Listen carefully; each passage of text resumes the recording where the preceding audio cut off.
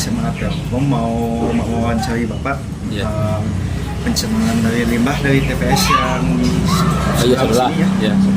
Jadi untuk pertanyaan pertama, kira-kira menurut Bapak yang dirasakan dari dekat dengan TPS itu seperti apa? Kayak kesehatannya? Oh, itu mah kalau pas lagi penuh aja bau gitu kan, cuman baunya aja. Kalau lagi melebihi belum ditarik kan melimpah ke jalan. Kayak kemarin kan telat angkut, itu kan melebihi ke itu ke baknya itu kan sampai ke jalan, kayak gitu aja. Otomatis kan kalau namanya limbah sampah ini ya, limbah sampah itu kan banyak, misalnya ya, efeknya kalau buat lingkungan otomatis kan pencemarannya itu baik kalau dibakar pasti ya pencemaran udara. Kalau di lingkungan itu kan bisa menimbulkan bau yang bisa menyebabkan ya mengganggu kesehatan. Kalau untuk kualitas tanah ya, kalau mereka istilahnya menggunung terus pasti kualitas tanah nantinya akan akan menjadi rusak, dan itu pengaruhnya ke termasuk pencemaran air juga, karena pasti meresap ke dalam tanah. Belum masalah lingkungan ya, otomatis kalau sampah itu berserakan, tidak diambil ataupun tidak didaur ulang. Kebanyakan kan masyarakat kan tidak tahu ya, edukasi ke masyarakat itu sulit. Tidak semua masyarakat itu paham lah ataupun memahami masalah misalnya buang sampahnya harus gimana di tempat sampah, atau kebanyakan mereka masih membuang justru ke selokan-selokan air kan, yang bisa menyebabkan imbasnya banyak, yaitu pencemaran air, banjir dan segala macam. Terus belum lagi kalau semisal nih ya, itu ke yang dampak kesehatan pasti nanti efeknya banyak. Misalnya ya banyak penyakit yang misalnya ISPA atau segala macam ya. Itu aja mungkin. Yang saya rasain selama ini dampaknya sendiri itu bisa dari penciuman, kayak baunya yang menyengat. Contohnya semisal kayak sampah yang berserakan di mana-mana gitu. Apakah Anda melihat atau merasakan perubahan pada tanaman, air, atau lingkungan sekitar akibat dari pencemaran limbah? Kalau air sih ya, kalau air sama tanah sih kemungkinan nggak begitu terpengaruh. Kalau di sini mungkin air kan kalau terpengaruhnya kan kalau mereka yang tidak sadar itu membuang ke selokan, itu pengaruhnya banyak sih ya kalau menurut aku. Soalnya nanti efeknya jadi banjir, jadi selokan-selokan itu mampet kan, jadi yang di saluran air kan itu bisa mencemari segala macam yang ada di ekosistem di air. Kalau untuk tanah belum terlihat kalau menurut aku, karena mereka membuang sampahnya di tempat misalnya sesuai gitu ya, sesuai tempat sampah. Tapi kalau mereka membuangnya ke selok-selokan sih ya, paling ke ekosistem air paling pengaruhnya. Ya itu yang dirasakannya paling ngeganggu ke jalan aja, ke jalan, terus baunya itu dampaknya kan bau.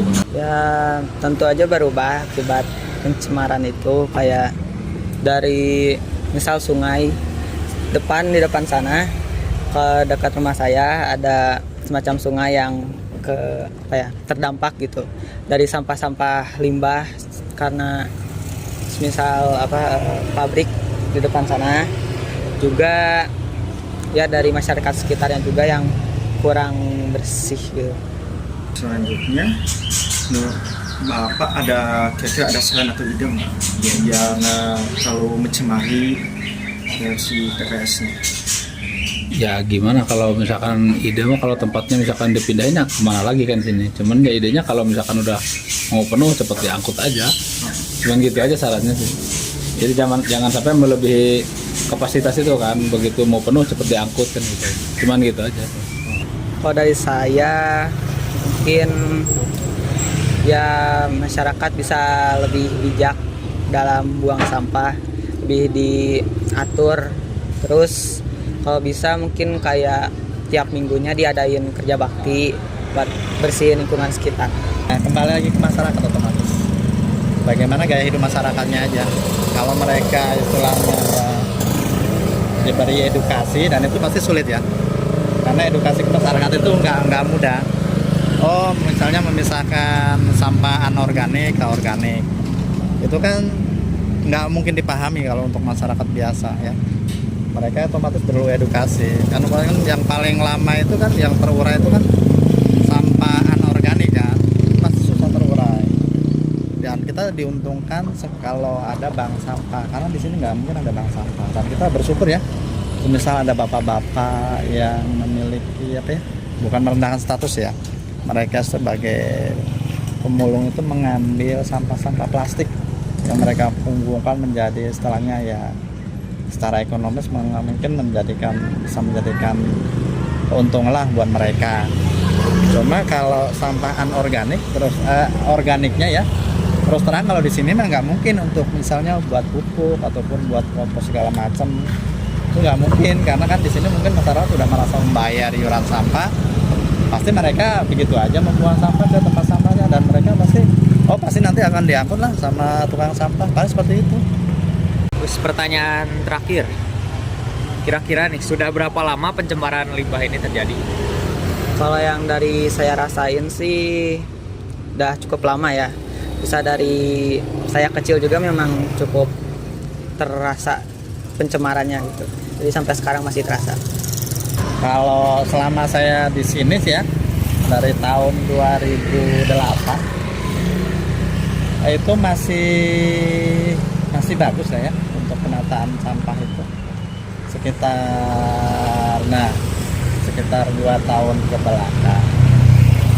Ini mereka itu sepertinya ya tidak memperhatikan masalah sampah, karena kemungkinan sih ya karena ya edukasinya nggak ada, terus ya masyarakat yang tidak begitu memahami lah apa itu dampaknya sampah. Ya lama. Bapak kan tinggal di sini dari 2009. Ya kan selamanya kan buang sampah kan di situ. Kan blok sini kan situ, terus yang misalkan gang 1, gang 2 kan sebelah sana ada satu lagi kan. Iya. Cuman yang utamanya kan di sini kan. Paling banyak di sini. Segitu saja dari pertanyaannya. Terima kasih Pak. Ya, sama-sama.